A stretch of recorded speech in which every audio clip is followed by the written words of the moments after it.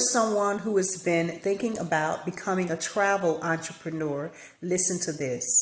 Do you realize that there are so many different ways that you can get paid, not just through commissions from trips offered? Do you realize that every time you book any kind of travel through Expedia, Priceline, TripAdvisor, Travelocity, or any cruise line, they are getting the commissions, but you did the work.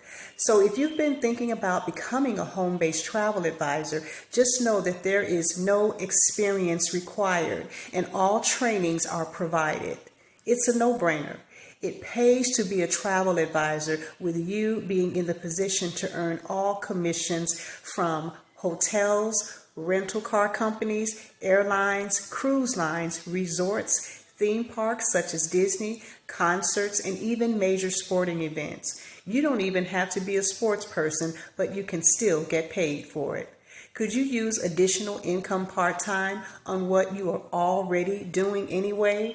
So why not get into a career that will not only pay you good commissions, but have fun in the meantime? If you are interested in hearing more information, complete the free onboarding form below this video. This is Crystal Knowles, aka Nurseology Life.